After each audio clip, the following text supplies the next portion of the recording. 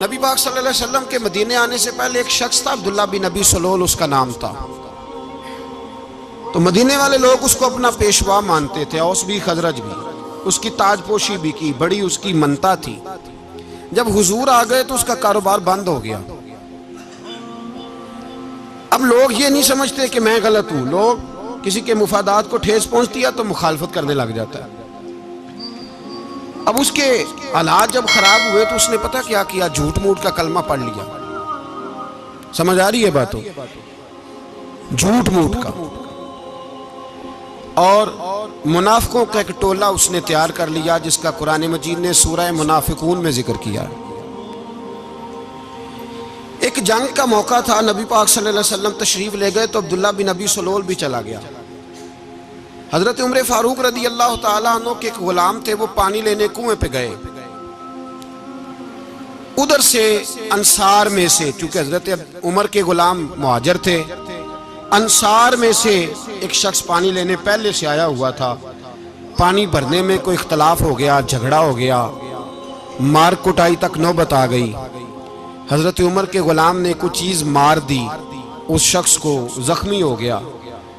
اس نے پکارا، عبداللہ بن ابی سلول نے سمجھا کہ موقع اچھا ہے، دوڑا ہوا آیا اور آ کر اس نے کہا، انصار مدینہ بھاگ کے آؤ، جلدی آؤ، اور بڑے غلط جملے استعمال کیے۔ کہنے لگا اگر ان لوگوں کو تم اپنا بچہ کچا کھانے کو نہ دیتے مہاجروں کو تو آج یہ تمہارے سر پہ نہ بیٹھتے۔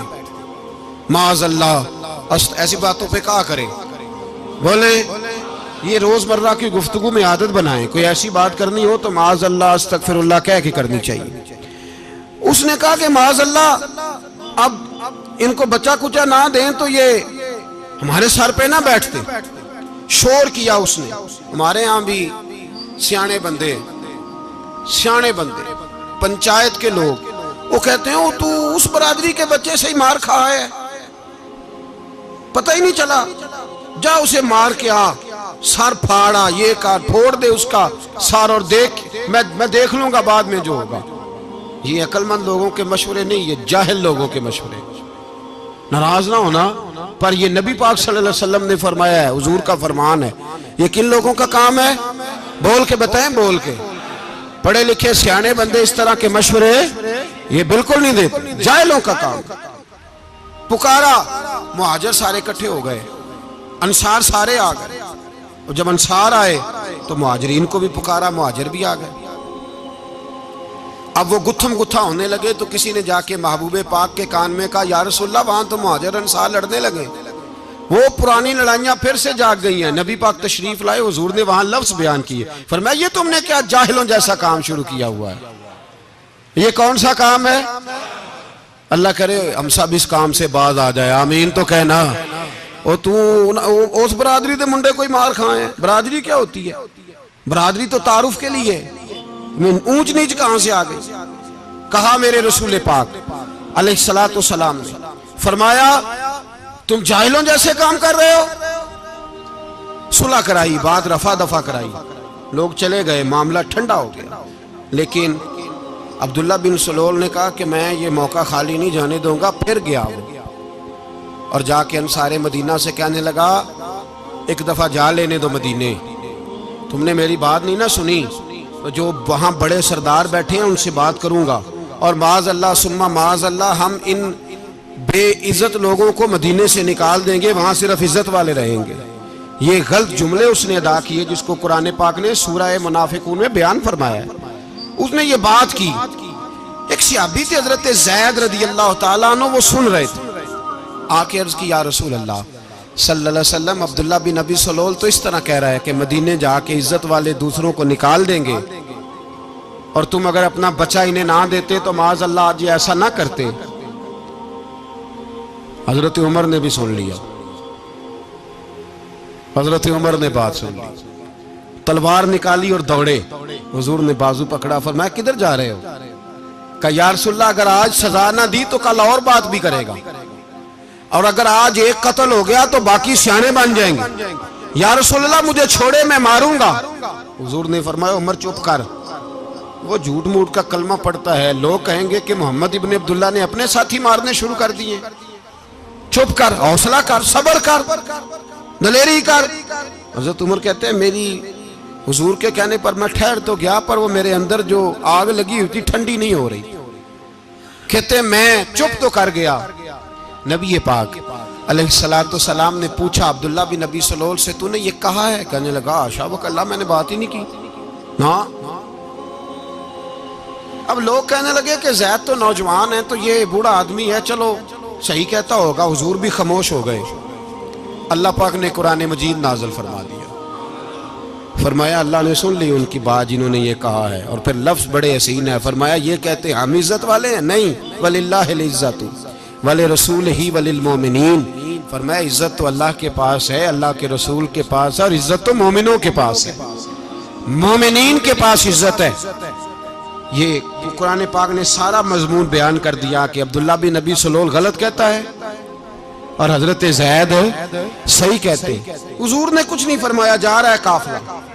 جب مدینے کی سرحد آ گئی نا، حدود مدینہ منورہ کی شروع ہوئی، تو عبداللہ کا اپنا بیٹا، اس کا نام بھی عبداللہ بن عبداللہ تھا، اپنا بیٹا اس کا بڑا مخلص جانثار غلام تھا میرے رسول پاک صلی اللہ علیہ وسلم کا۔ وہ تلوار لے کے مدینے کی حد پہ کھڑا ہو گیا اور کہنے لگا میرے باپ، تو نے اتنی بے ایمانی کے لفظ کہے کہ میں ان کو نکال دوں گا؟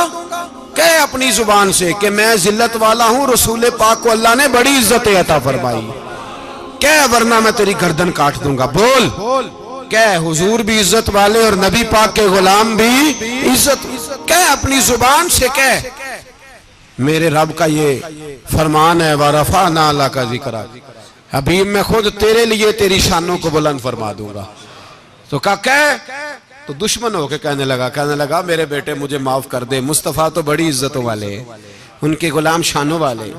جب بیٹا تلوار لے کے سامنے کھڑا ہوا، شہرت ہوئی، اب نبی پاک نے حضرت عمر کی طرف دیکھا، کہا عمر تیری بات صحیح تھی، اب جو ہوا یہ زیادہ صحیح تھا، وہ میں نے تجھے کہا حوصلہ کر، تدبر کر، وقت کا انتظار کر، یہ صحیح ہوا کہ وہ صحیح تھا۔ تو حضرت عمر فاروق کہنے لگے یا رسول اللہ، میں گواہی دیتا ہوں آپ واقعی اللہ کے سچے رسول ہیں صلی اللہ علیہ۔ اتنی اچھی رائے، وقت فیصلہ کرتا ہے، تدبر سے چلے، دانائی سے چلے، علم پیدا کریں، بردباری۔ ہمیں کئی دفعہ سجدہ صاف کرنا پڑتا ہے، ہم جو کہتے ہیں بات اس کے الٹ نکل آتی ہے۔ ہم کسی شخص کے بارے میں کچھ تبصرہ کر بیٹھتے ہیں، کچھ عرصے کے بعد ہمیں پتہ چلتا ہے کہ وہ تو ایسا تھا ہی نہیں، ہم نے غلط بات کر۔ ہم بغیر تحقیق کے، بغیر تفتیش کے، حوصلہ نہ ہونے کی وجہ سے، صبر نہ ہونے کی وجہ سے ہم بہت سارے کام کر گزرتے ہیں، پھر ہمیں نقصان ہوتا ہے۔ اپنی زندگی میں حلم نہ چھوڑیں، حوصلہ نہ، لڑائیاں ہوتی ہیں نا گھروں میں، اس کی وجہ خامد ہوتا ہے، بیوی نہیں ہوتی۔ یہ بات گھر جا کے بتانا کہ آج انہوں نے کہا ہے۔ لڑائی کی وجہ کون ہوتا ہے؟ نہ بولو تسی، پر میں تے آنکھ ہی چھڑیا ہے، وہ تو ریکارڈ ہو گیا ہے۔ لڑائی کی وجہ کون ہے؟ جڑے باتیں لڑتے ہیں وہ کوندے ہی نہیں پے۔ وجہ کون بنتا ہے جی؟ کیوں بلا؟ اس لیے کہ نبی پاک صلی اللہ علیہ وسلم نے فرمایا عورت کی اگل آدھی ہے تو تیری تو پوری ہے نا۔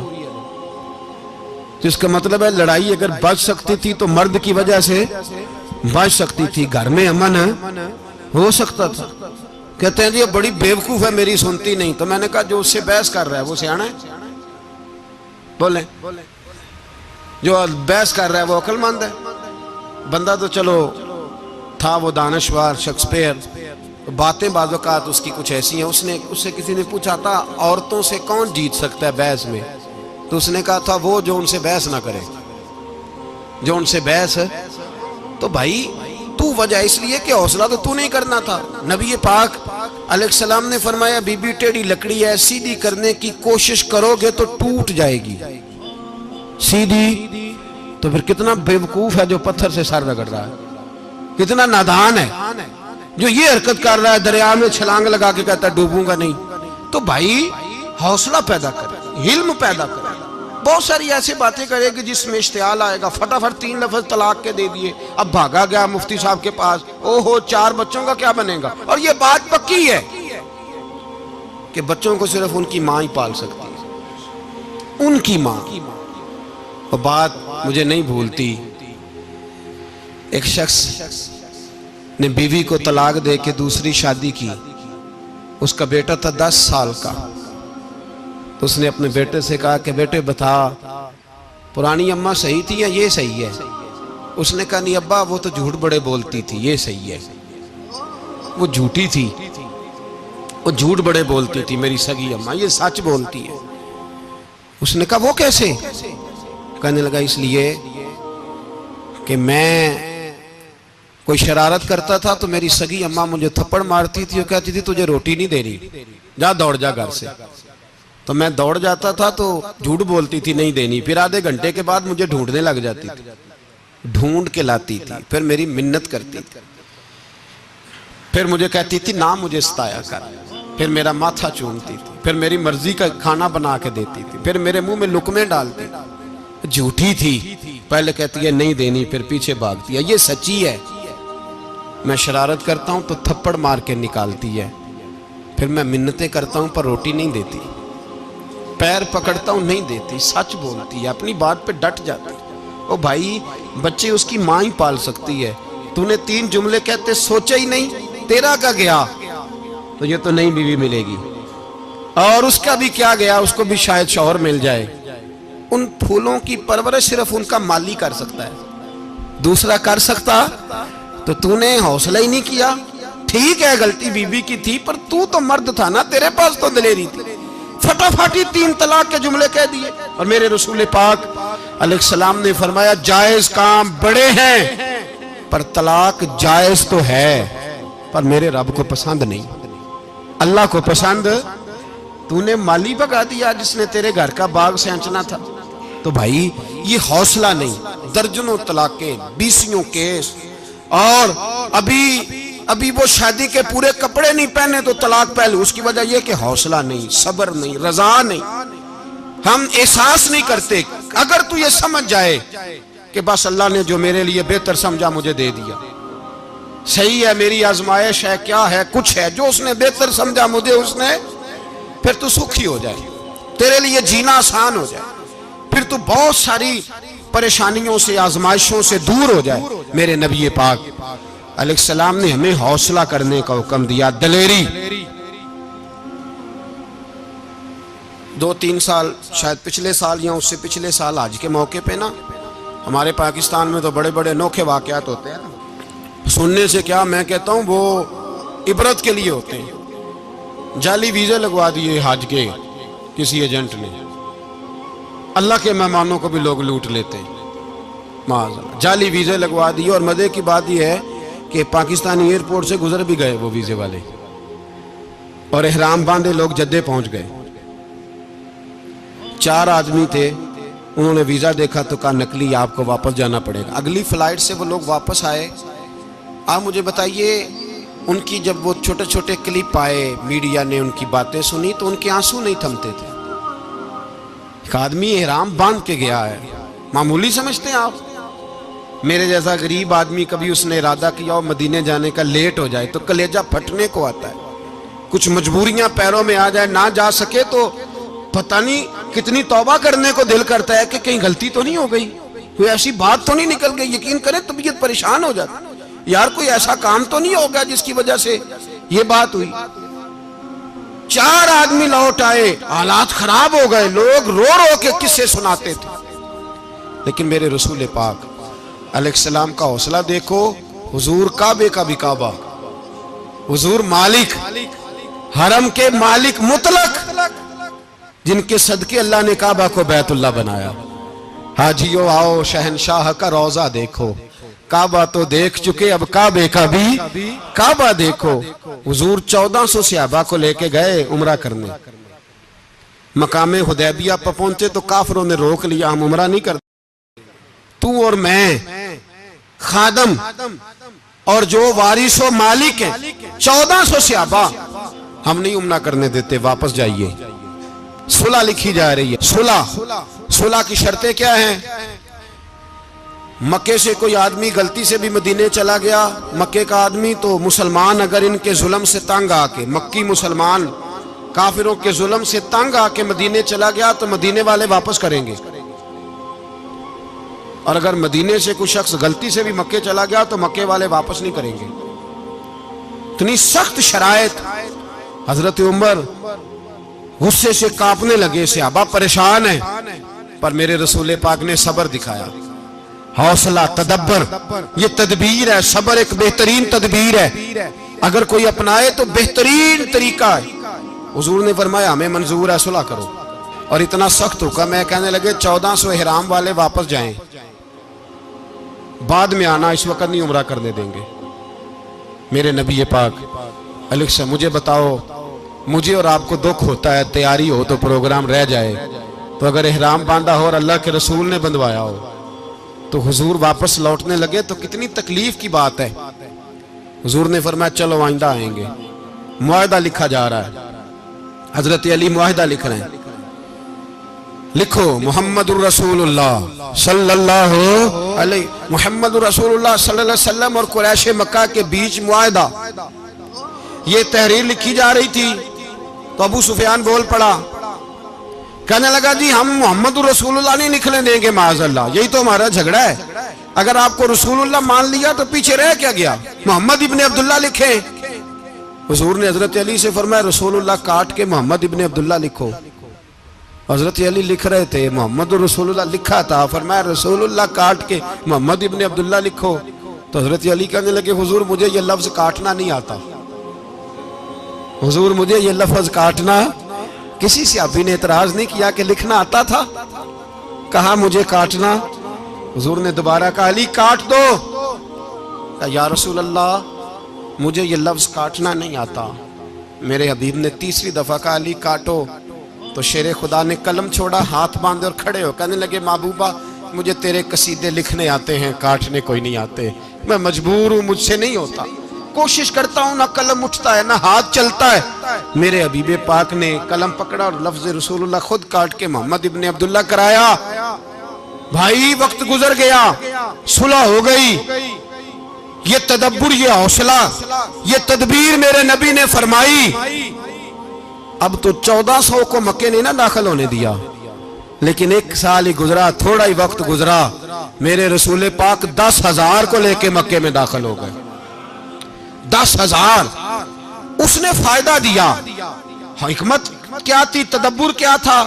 قریش روز لڑائی کرنے آ جاتے تھے, تبلیغ ہی نہیں کرنے دیتے تھے. ان سے صلح ہو گئی تو نبی پاک نے کیسر کو خط لکھا, کیسر روم کو, ہرکل کو. دور دراز تبلیغ پھیل گئی, مسلمان 100,000 سے زیادہ ہو گئے. ان کی طرف سے اب وہ لڑائی بند ہو گئی. میرے حبیب پاک علیہ السلام کے حوصلے نے کمال دکھایا, اس تدبیر نے فائدہ دیا امت مسلمہ کو. 10,000 کا لشکر لے کے حضور کعبے میں داخل ہوئے. کل جو ابو سفیان کہتے تھے نا محمد رسول اللہ لکھنے نہیں دوں گا, آج وہ خود کہہ رہے تھے اشہدو ان لا الہ الا اللہ واشہدو ان محمد رسول اللہ صلی اللہ علیہ. کل جو کہہ رہے تھے کہ میں یہ لفظ نہیں لکھنے دوں گا, آج ابو سفیان کی حویلی میں لاکھوں لوگ, ہزاروں لوگ بیٹھے تھے اور سارے کہہ رہے تھے محمد الرسول اللہ محمد الرسول اللہ محمد الرسول اللہ صلی اللہ علیہ وسلم. میرے محبوب کی تدبر نے, فقاہت نے, اور پھر کمال ہوا. 1400 کہاں اور 1,44,000 کہاں. 1400 کہاں اور 1,44,000. 1400 کو نہیں جانے دیا عمرہ کرنے. میرے رسول پاک 1,44,000 کو لے کے حج کرنے چلے گئے. حضور نے حج کیا, ہر طرف لبیک لبیک کی صدائیں بلند ہوئی. یہ میرے نبی پاک کا تدبر ہے, حوصلہ ہے. اگر وقتی طور پہ حوصلہ کر جاؤ گے, دلیری کر جاؤ گے, آنے والا وقت آسان ہو جائے. حوصلہ نہیں, صبر نہیں, سکون نہیں, 2-4 باتیں, یہاں تک کہ لوگ ابا جی کی بات برداشت نہیں کرتے. ایسے جملے کہہ دیتے ہیں جو دوبارہ پلٹ کے نہیں آتے. ماں کو لفظ نہیں بولتے, باپ کی روح تک چھلنی کر دیتے ہیں وہ جملے. لیکن لوگ اس وقت حوصلہ کرنے, اور ہم پنجابی لوگوں نے تو گنجائش ہی بڑی دے دی ہے. کہتے ہیں بچہ ہے جے ایک ہی ہے, ایک میں حوصلہ کرے کی ہے ماشاءاللہ. تو اگر جوان ہو گیا تو کہتے ہیں گرم خون ہے مکہ کب. اگر بوڑھا ہو گیا تو کہتے ہیں بوڑھوں میں حوصلہ نہیں ہوتا, نہ بچے میں نہ تو کس میں حوصلہ ہوگا؟ بولے کسی میں بھی نہیں. چھٹی سب کو فتویٰ مل گیا نا, یہ بچہ ہے جی, ابھی یہ تو بچہ ہے, آپ تو سیانے بیانے ہیں, یہ بچہ ہے. کمال ہو گئی ہے بھائی, کیا مطلب ہے بچہ ہے؟ بچے کو سارا پتہ ہے, ہر چیز اسے آتی ہے, حوصلہ کرنا ہی نہیں آتا. اور پھر کہہ دیا وہ تو گرم خون ہے. وہ کیا بات کرتے ہو, گرم خون؟ ابے کے گلے پڑ گیا گرم خون, اس کو کھڑا کرو نا ایس پی کے سامنے اور اس کو کہو مار تھپڑ اس کے منہ پہ, تیرے گرم خون کا پتہ چلے. غریب کے یہ گلے پڑ گیا, اس کو کھڑا کرو ایس او کے سامنے, پھر پتہ چلے گا خون کتنا گرم ہے. وہاں بالکل چپ ہے, بالکل خاموش ہے. اور گرم خون اس کا صرف اماں کے لیے, جلال صرف رہ گیا اگر غریب گھر کی بیٹی بیاہ کے لایا تو صرف اس کے لیے. کوئی ایسی بات نہیں. ہم بڑے سیانے, ہمارا غصہ بڑا سمجھدار ہے, ہمارا وہ گرم خون بڑا سیانا ہے. وہ جہاں دیکھتا ہے کہ معاملہ ہلکا ہے تو وہاں وہ گرم خون جلال میں, اور جہاں دیکھتا ہے کہ سامنے والا تگڑا ہے تو وہاں وہ گرم خون فوراً ٹھنڈا ہو جاتا ہے. حوصلہ پیدا کریں. زندگی حوصلے مند لوگ جیتے ہیں, جو حوصلے مند نہیں ہوتے وہ تو زندگی کا ایک سال لطف سے نہیں جی پاتے. حوصلہ کریں, مسکرائیں. میرے نبی پاک صلی اللہ تعالی علیہ وسلم نے نا عثمان بن طلحہ, کعبے کی چابی ان کے پاس ہوتی تھی, تو حضور نے ایک دن فرمایا عثمان, اچھا یہ نہیں تھا کہ عثمان خاص لوگوں کو چابی کعبہ کھول کے دکھاتے تھے, بلکہ ان کو قریش کی جانب سے یہ حکم تھا کہ جو بھی تجھے کہے تو نے کعبے کا دروازہ کھول دینا. نبی پاک علیہ الصلوۃ والسلام نے نا ہجرت سے 2-4 دن پہلے کہا کہ عثمان ذرا چابی دو, میں نے کعبہ اندر سے دیکھنا ہے. بڑے ٹھنڈے دل سے ذرا سننا, ادھر دیکھو میری طرف, ادھر دیکھیے گا ذرا میرے بھائی. میں نے ایک بندے سے کہا یار پانی کی بوتل دینا دکاندار سے, ایک ہے اس نے کہہ دیا نہیں میرے پاس. اس بات کا کوئی غصہ بولیے, اور اگر وہ کہے سارے زمانے کو ملے گی آپ کو نہیں دینی, پھر بولیں میرا خیال ہے چپ کر کے ہنس کے آ جائیں گے, سوال ہی نہیں پیدا ہوتا. ہم کہیں گے مجھے نہیں نہ دینی, تو نے تو دکان اٹھا یہاں سے, بند کاری سے. کیا مطلب ہے سب کو دینی ہے تجھے نہیں دینی, کیا معنی ہے اس کا؟ لے کے جاؤں گا, جھگڑا ہوگا, بحث کریں گے. عثمان بن طلحہ سے حضور نے فرمایا دروازہ کھولو, کعبہ دیکھنا ہے. عثمان کہنے لگا میں ساری دنیا کو دکھاؤں گا, آپ کو نہیں دکھاؤں گا. کتنی سخت بات ہے, پر قربان جائیں رسول اللہ کے حوصلے پہ صلی اللہ علیہ. عثمان کہتے ہیں میں نے یہ بات کی تو نبی پاک مسکرانے لگے, اور میں اچھا نہیں دینی, تو حضور نے نا مسکرا کے اور میری کمر پہ تھپکی دی, فرمایا اچھا یاد رکھنا یہ چابی میں تجھ سے لے لوں گا, اور جس کو میرا دل کرے گا میں اس کو دوں گا. عثمان کہتے ہیں روز رات کو نبی پاک کے یہ جملے میرے کانوں میں گونجتے تھے کہ حضور نے فرمایا. کہتے ہیں جس دن پتا چلا نا نبی پاک 10,000 کا لشکر لے کے آ رہے ہیں, تو ابو سفیان میٹنگیں کر رہے تھے, مکے کے سارے سردار تیاری کر رہے تھے, اور میرے کانوں میں ایک ہی لفظ تھا کہ حضور نے فرمایا میں چابی لے لوں گا, پھر جس کو میں چاہوں گا اسے دوں گا. عثمان کہتے ہیں حد ہو گئی, وقت گزر گیا, حضور آ گئے, طواف فرمایا, اور طواف کے بعد میرے نبی پاک علیہ السلام نے فرمایا بلاؤ نا ذرا عثمان کو. عثمان کہتے ہیں میں چابی لے کے آیا تو دوسرا جملہ کوئی نہیں. ساڑھے نا کوئی بندہ مشورہ دے وہ دی نہ منیے, تے جے کام مونجو ہو جائے نا, جن جو نے مشورہ دیتا سی تے وہ نال ہی غوث پاک بن جاندہ ہے. تینوں آکھیا سی نا, فوراں ہی داتا علی اجویری ہو جاندہ ہے. وہ کہندے تینوں پتہ نہیں میں کٹا ولی اللہ, تینوں میں آکھیا سی میں نہ کر, اور بندہ پریشان ہوتا ہے, کام الٹ ہو گیا, اور لاگوں آکھی جاندہ ہے ویکھو جی میں تے تانوں پہلوں ہی آکھیا سی. جی عجیب بات ہے, شیخ چلی کی طرح پیچھے پڑ جائے گا, میں نے تو پہلے ہی کہا تھا. او بس کر یار, اب تو خواجہ معین الدین اجمیری ہو گیا, بس کرو. مشورہ ہی ہوتا ہے, کسی کا مل جاتا ہے اور کسی کا نہیں لیا جاتا. فوری طور پہ بندہ اٹھ کے نا تو ولایت کی 4تھی سیڑھی پہ چڑھ جائے گا, کہے گا میں تو اب دالے وقت ہوں, میں کتب دورہ ہوں, میں نے تجھے کہا نہیں تھا. اب بس کر یار, کئی دفعہ مشورے صحیح ہوتے ہیں, کئی دفعہ صحیح. بولیے نبی پاک صلی اللہ علیہ وسلم کی احد کے دن خواہش یہ تھی کہ اندر رہ کے لڑنا ہے. جوان صحابہ نے کہا باہر جا کے لڑائی کرنی ہے, حضور نے باہر جا کے جنگ کی. بظاہر مسلمانوں کو شکست ہوئی. حضور نے ایک دفعہ نہیں کہا کہ میں نے تمہیں کہا نہیں تھا اندر رہنا ہے, بس ہو گیا جو ہو گیا. اب اس میں فٹافٹ اگلے کو حوصلہ دو، کوئی عرض نہیں یار. نبی پاک سب بولیے صلی اللہ علیہ وسلم، میرے حبیب پاک علیہ السلام نے نا کہا عثمان کو بلاؤ. عثمان آئے تو عثمان کہتے میں نے چابی دی تو میں تیار تھا، میں تیار تھا کہ اب میری بات ہوگی اور رسوائی ہوگی. لیکن کہتے ہیں قربان جائیں مصطفیٰ نے تو یہ جملہ بھی نہیں کہا کہ میں نے تجھے کہا نہیں تھا، یہ بھی نہیں کہا. حضور نے چابی لی، کعبے کے بت صاف کیے، نماز پڑھی، واپس آئے. فرمایا عثمان میرا وعدہ تھا تیرے ساتھ کہ جس کو میں چاہوں گا چابی دوں گا، یہ لو چابی میں تجھے ہی دینا چاہتا ہوں، لے لو رکھ لو. عثمان کہتے ہیں وہ چابی نہیں میرے طرف آ رہی تھی، میری طرف ایمان آ رہا تھا. وہ چابی نہیں آ رہی، ایمان آ رہا تھا میری جانب. کہتے ہیں میرے ہاتھوں میں چابی آئی اور میری زبان پہ کلمہ توحید جاری ہو گیا. بھائی تدبر، حوصلہ، صبر، رضا. ہمیں تو ٹائم بھی نہیں گزارنا آتا. گھر کا ماحول، گھر کے اندر رہ کے لوگ دکھی ہیں، اس لیے کہ ہماری طبیعتوں میں حوصلہ نہیں، ایک منٹ کے لیے نہیں، ایک سیکنڈ کے لیے بھی ہم یہ برداشت نہیں کرتے کہ چلو تھوڑا انتظار کریں، وقت کو دیکھیں، موقع کو دیکھیں. میرے نبی پاک علیہ السلام پہ اتنی مصیبتیں آئیں کہ پہاڑ پہ آتی تو وہ ریزہ ریزہ ہو جاتے، لیکن کسی مقام پر بھی حضور علیہ السلام شکوہ کرتے نظر نہیں آتے.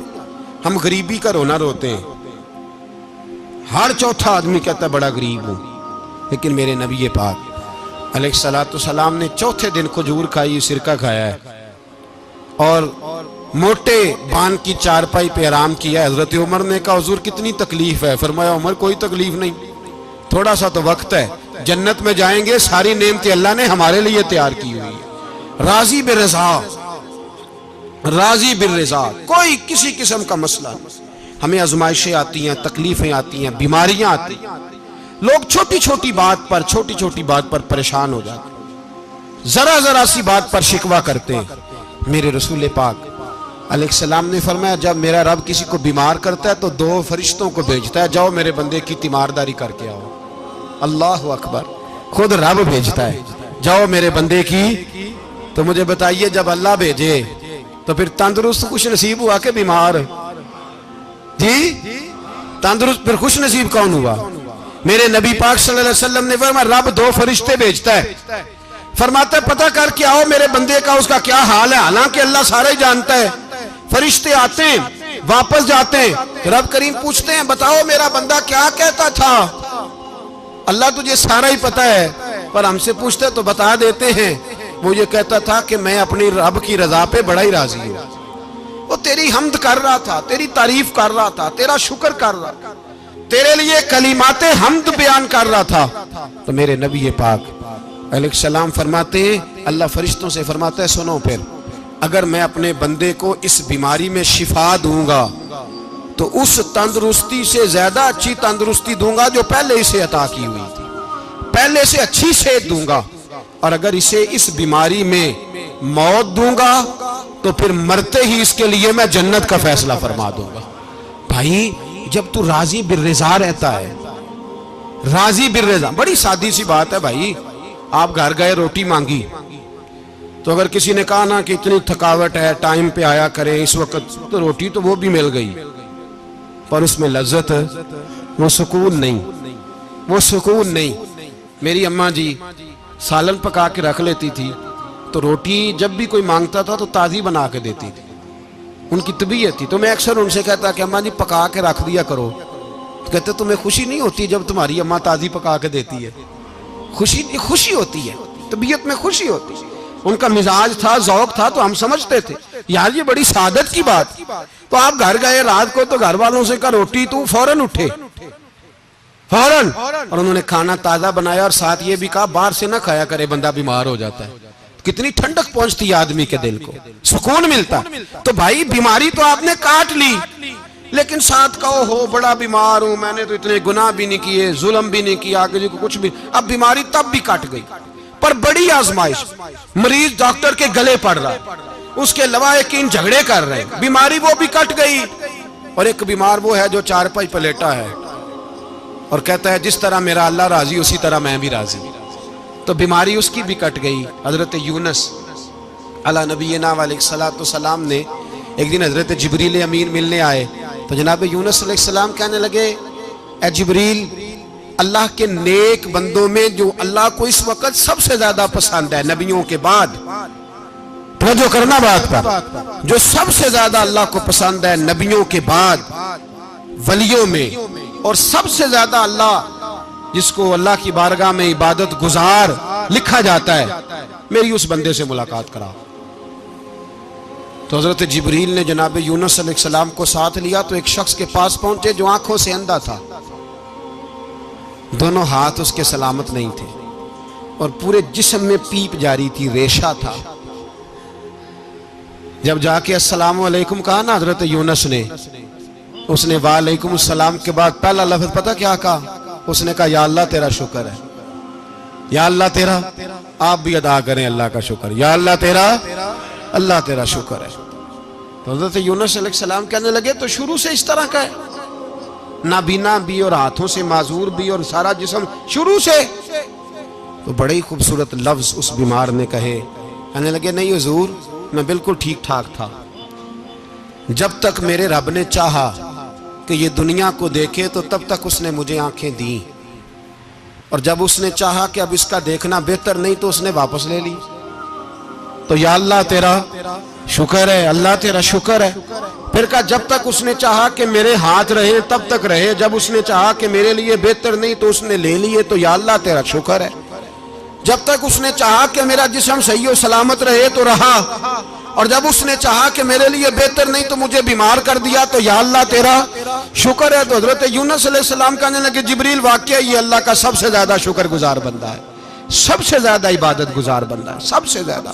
میرے نبی پاک علیہ السلام نے فرمایا میرا مومن ہر حال میں ہی نفع میں ہے، نعمت ملے تو شکر کر کے نفع، مصیبت آئے تو صبر کر کے نفع، اپنی زندگی میں تحمل، بردباری، علم پیدا کرے، حوصلہ پیدا کرے۔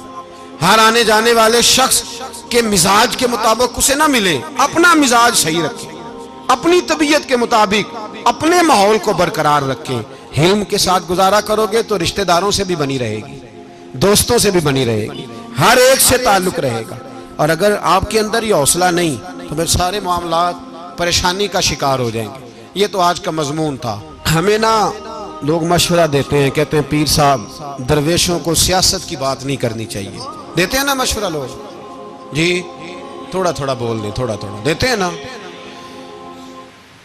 اگرچہ ہم ان کی بات نہیں مانتے، اس لیے کہ اقبال نے کہا تھا جدا ہو دین سیاست سے تو رہ جاتی ہے چنگیزی، جدا ہو دین سیاست سے تو، اور پہلا فکرہ یہ ہے کہ جلال بادشاہی ہو یا جمہوری تماشا ہو، جدا ہو دین سیاست سے تو رہ جاتی ہے۔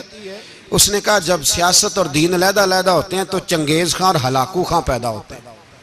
سیاست جب تک مسجد کے اندر رہتی ہے تب تک پاک صاف رہتی ہے، وہ گندی ہوتی تب ہے جب مسجد سے نکل جاتی ہے۔ حضرت علی کے زمانے تک مسجد میں رہی، پاک صاف رہی، یزید باہر لے گیا تو گندی ہو گئی، حضرت عمر بن عبدالعزیز دوبارہ مسجد میں لے آئے تو پھر پاک ہو گئی۔ لیکن پھر بھی ایک ساتھی نے مجھے کہا تو اس کی بات میں، سب کی باتیں نہیں مانتا، اس کی بات میری سمجھ میں آئی۔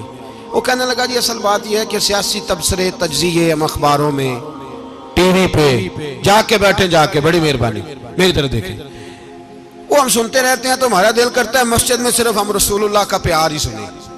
تو میں نے کہا یار تیری بات دل کو لگتی ہے، یہ بات صحیح ہے، چلو یہ نیت اچھی ہے، یہ تیرا نظریہ ٹھیک ہے، مان گئے ہم۔ میں چلا گیا دکاندار کے پاس اور میں نے اس کو جا کے کہا کہ گاڑی کا انجن کھولو، اس طرح کرو، اس طرح۔ اس نے کہا مولانا آپ جا کے نا گھر تو فقہ کی کتاب کھولیں، اس لیے کہ گاڑی کے انجن کے بارے میں آپ کو معلومات، یہاں اگر آپ نے یہ کام کرنا ہے تو اس کو پڑھیں، کسی استاد کے پاس ورکشاپ پہ آئیں، آپ کے ہاتھوں کو، منہ کو، چہرے کو مٹی لگے، دھواں لگے، گریس لگے، پھر آپ کو پتہ چلے گا انجن کیسے کھلتا ہے۔ صحیح کہہ رہا ہوں؟ نہیں صحیح کہہ رہا؟ دعا گلہ تو یہاں کر چڑی جائے، صحیح کہہ رہا ہوں جی؟ اگر مولوی کو اجازت نہیں سیاست کی بات کرنے کی، اور مولوی کو اجازت نہیں کہ انجن کی بات کرے، تو سیاستدان کو اجازت ہے دین کی بات کرنے کی؟ یہاں تو وہ آئے نا مدرسے میں پڑھے، پورا دین حاصل کرے، پھر وہ بولے تو پھر تو ٹھیک ہو گیا، لیکن جب اسے سورۃ اخلاص بھی سیدھی نہیں آتی تو فتوے دینے کی اس کو ضرورت ہے کوئی؟ بولے نا یار، کیوں چھیڑتے ہیں سیاست؟ ہم نہ پچھلے جمعے جلوس نکالنا چاہ رہے تھے ختم نبوت کی ترمیم کے حوالے سے، حکومت وقت نے کہا کہ ہم واپس لیتے ہیں، تو میرے بہت سارے دوستوں نے کہا جی نکالنا چاہیے، انہوں نے کیا کیوں؟ میں نے کہا یار لوگوں کو بھی پریشان نہیں کرنا چاہتے، ہماری اپنی سڑکیں ہیں، کسی کو بس ٹھیک ہے، انہوں نے واپس لے لی تو بات ختم ہو گئی، ہم مان گئے، تسلیم کر لیا۔ اتنا ہمارا مطالبہ ہے کہ اس آدمی کو ضرور سزا دو جس نے یہ ترمیم کی ہے، لیکن ہم نہیں کرتے، کوئی نہیں نکلے، نہیں نہ نکلے بولے۔ تو وزیر قانون صاحب کو کیا مصیبت بنی ہوئی ہے نیا فتویٰ دینے کی؟ کہ ہے کوئی شوق انہیں دینا چاہیے فتویٰ؟ کہتے نہیں مرضیوں میں ہمارے درمیان تھوڑا ہی فرق ہے۔ مجھے یوں لگتا ہے کہ یہ جان بوجھ کر کوئی نہ کوئی ایسی شرارت کرتے ہیں جس سے لوگ اشتعال میں رہیں، جان بوجھ۔ حلم، حوصلہ، صبر ذات کے بارے میں تو ہے، لیکن اگر کوئی رسول پاک کی بے ادبی کرے تو پھر حوصلے کی بات ہے ہی نہیں، پھر تو جہاد کی بات ہے۔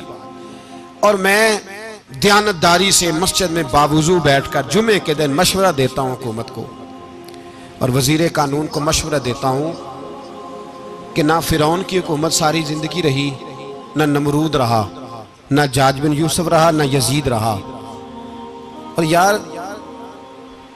درباری بن کے حکمرانوں کی چاپلوسی کرتے کرتے تم یہاں تک آ گئے ہو کہ اب نبی پاک کی عزت کو ہاتھ ڈالنا شروع کر دیا ہے۔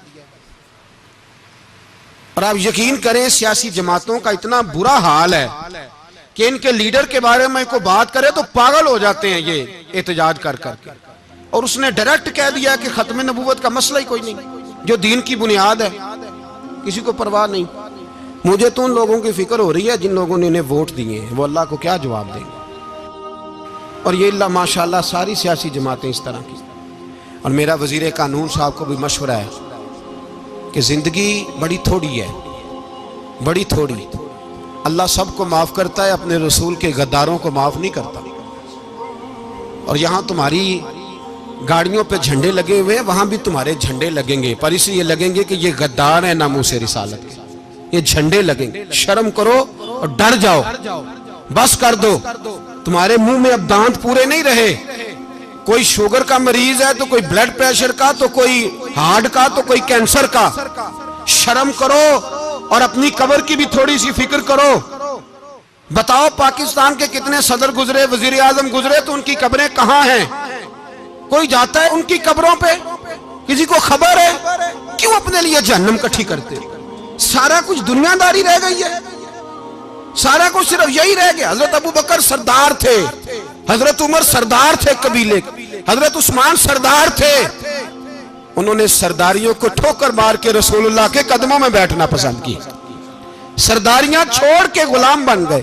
تم سرداریاں بچانے کے لیے رسول اللہ کی غداری کرتے ہو، شرم نہیں آتی؟ اور قوم شکوہ ہے مجھے ان لوگوں سے جو مولوی تو کہہ دیتے ہیں تو سیاست نکار، اور کسی سیاستدان کو منع نہیں کرتے کہ جب تجھے سورت فاتحہ بھی نہیں آتی تو تجھے کس نے اجازت دیا اتنی بڑی بات؟ اور میں نے پچھلے سے پچھلے جمعے بھی کہا تھا، پھر کہتا ہوں اور آن دی ریکارڈ کہتا ہوں، مرزائی کل بھی کافر تھے، آج بھی کافر، اور قیامت تک، اور جو ان کے کفر میں شک کرے وہ بھی، اور پکا بے ایمان ہے، کافر ہے۔ وہ وزیر قانون ہو یا صوبائی ہو یا وفاقی ہو، من شک فی کفر ہی فقط کفر، جو مرزائی کے کفر میں شک کرے وہ بھی کافر ہے۔ ہمارے رسول آخری رسول ہے، ہم کسی کو یہ اجازت نہیں دیں گے کہ وہ ختم نبوت میں رکھڑا ڈالنے کی کوشش کرے، ہم کسی کو یہ اجازت ہے۔ اور تم نے قوم کو لوٹا، لوٹتے رہو، اب ایمان پہ ڈاکے تو نہ ڈالو۔ تمہیں دولت لوٹ کے پیٹ نہیں بھرا، اب ایمان لوٹنا شروع کر لیا ہے۔ تمہارا فیکٹریاں لوٹ کر، قومی خزانہ لوٹ کر پیٹ نہیں بھرا، بھائی مانو اب دین بیچ کر اپنی حکومتیں پکی کرو گے۔ اور وہ لوگ بھی تیار ہو جائیں جو ان بے ایمانوں کو منتخب کرتے ہیں، ان سے بھی سوال کرے گا ختم نبوت کا موضوع قیامت کے دن کہ تم بتاؤ، ان کو سپورٹ کرتے تھے جو رسول اللہ صلی اللہ علیہ وسلم کے بعد بھی کسی نبی کو نبی ماننا درست جانتے تھے؟ شرم آنی چاہیے، خیال ہونا چاہیے۔ اور میں نے کہا کہ ہمارا دل نہیں چاہتا، آپ یقین کریں، ہمیں شوق ہے جلوس نکالنے کا، تمہارے خلاف باتیں کرنے کا۔ تم نے روز تھرمامیٹر نکالا ہوتا ہے، چیک کرتے ہو کہ ایمان کتنا ہے کتنا نہیں ہے۔ یہ پاکستان اگر صوبہ سندھ ہے تو وہ حضرت عبداللہ شاہ غازی کا ہے، اگر بلوچستان ہے تو حضرت بابا عبد الرحمان کا ہے، اور اگر پشاور ہے تو وہ صوفیاء کا ہے، اور اگر یہ دھرتی پنجاب ہے تو یہ داتا علی اجویری کی ہے، یہ بابا فرید الدین کی ہے۔ اس میں کسی غدار کو قبضہ کرنے کی اجازت بالکل نہیں ملے گی۔ اور ہم وہ لوگ بھی نہیں جو چپ کر کے اندر سوتے رہیں، قوم جو کرتی ہے کرتی رہے، ہمیں پرواہ نہیں، نہ ایسی کوئی بات نہیں۔ کوئی بندہ نہ سمجھے کہ انہیں ہوش نہیں، انہیں پتہ نہیں، ہمیں سارا کچھ ہی آتا ہے۔ پھر اگر کل کو کوئی ممتاز قادری پیدا ہو گیا تو شکوہ نہ کرنا، کل کو کوئی پھر سے عامر چیمہ نکل آیا تو شکایت نہ کرنا، یاد رکھنا۔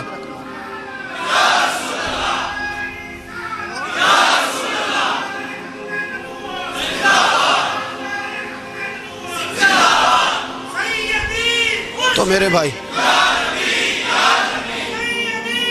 کھل کے بولے یا نبی رسول کے صلی اللہ۔ تو یہ مشورہ،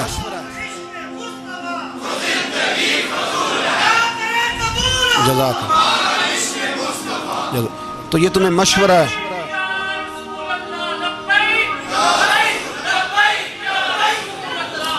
میری بات سنیں، یاد رکھیں، یہ لوگ بعد میں پچھتاتے ہیں، پھر مناظرے کراتے پھرتے ہیں، اس نے صحیح کیا کہ غلط کیا، پھر انہیں ہوش آتی ہے بعد میں، پھر ان کے حواری نکل نکل کے میدانوں میں دلیلیں دیتے ہیں۔ اس لیے ہمارا مشورہ ہے انہیں کہ یہ اپنی حد میں رہیں، اور جو کام تمہارے ذمہ، میں نے کہا نا تم نے بڑا لوٹا، یہ قوم روز تمہیں موقع دیتی ہے لوٹنے کا، یہ موقع دیتی ہے، تو تم نے دولت لوٹ کے پیٹ نہیں بھرے، اب ایمان لوٹنے کے چکر میں آ گئے ہو۔ یاد رکھو، مسلمان گناہگار ہیں، غدار نہیں ہیں۔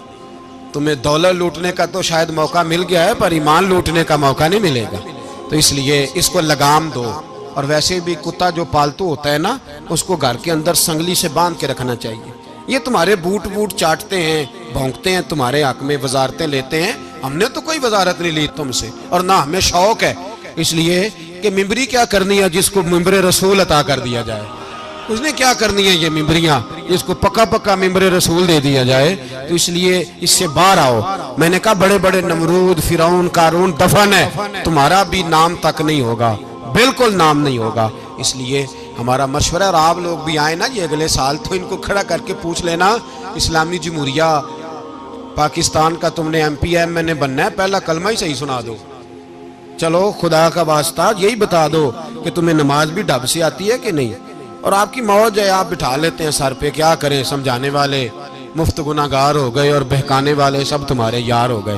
اس لیے یہ چھیڑتے ہیں جان بوجھ کے، اور پھر جب کوئی ممتاز قادری علیہ رحمہ پیدا ہوتے ہیں پھر انہیں دشواری ہوتی ہے، پھر ان کا جینا مشکل ہو جاتا ہے، یہ موقع دیتے ہیں، پتہ نہیں کس کے ایجنڈے پہ عمل کر رہے ہیں۔ میرا سوال یہ ہے، میں نے پچھلے جمعے پھر میرا سوال ہے کہ میں پوچھتا ہوں اس آدمی کو ضرورت کیا ہے ختم نبوت پر بات کرنے، جب امت مسلمہ کے متفق کا فیصلہ ہے کہ مرزائی کافر، اسمبلی نے بل پاس کر دیا کہ مرزائی، ان کو اقلیت قرار دے دیا، اور جب سے وہ اقلیت بنے نہ ہم نے ان کی عبادت گاہ جلائی، نہ ہم نے ان کو قبروں سے نکالا، نہ ہم نے، بس ٹھیک ہے جیسے عیسائی رہتے ہیں، یہودی سے کس ملک میں رہتے ہیں وہ بھی رہیں، اقلیت بن کے رہے، کوئی اعتراض، پر تم انہیں کھینچ کے کیوں قریب کرتے ہو؟ تمہارا کیا جرانہ ہے ان کے ساتھ؟ بتاؤ تو صحیح۔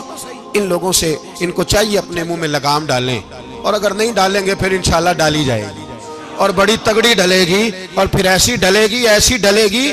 سلمان تاثیر جب مرا تھا نا تو 5-5 لاکھ روپیہ مولویوں کو آفر کی جنازہ پڑھاؤ، 5-5 لاکھ روپیہ چھوٹے چھوٹے مولویوں کو۔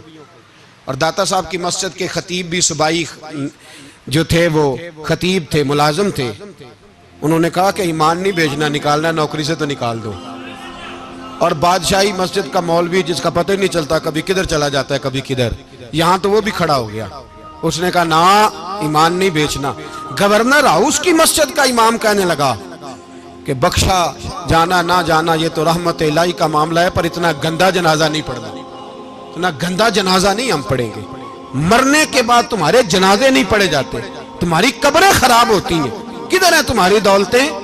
اور وہ مولوی آج تک پتہ ہی نہیں کدھر گیا جس نے اس غلیظ کا گندا جنازہ پڑھایا.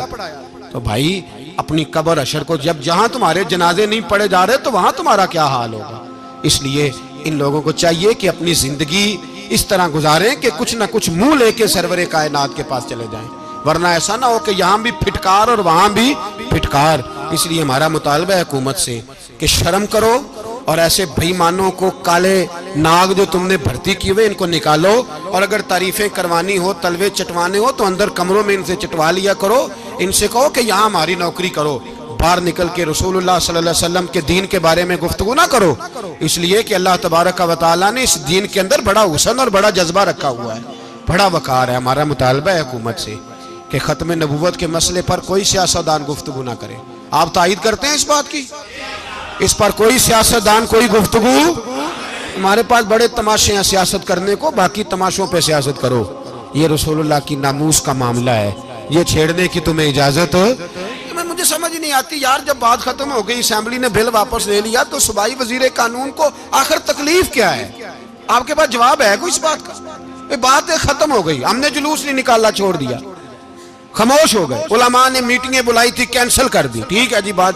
اب دوبارہ سے کیوں چھیڑتے ہو؟ پھر کہتے ہیں احتجاج ہوتا ہے، شور ہوتا ہے. تم خود ایسی حرکتیں کرتے ہو جس سے افراتفری پیدا ہوتی ہے. یہ ملک رسول اللہ کے نام پہ بنا ہے، اور قیامت تک یہاں وہی ہوگا جو میرے رسول پاک صلی اللہ علیہ وسلم کی رضا ہوگی، اور نبی پاک کے قانون کے خلاف کوئی قانون یہاں چل سکتا؟ اللہ ہمیں سمجھنے کی توفیق عطا فرمائے.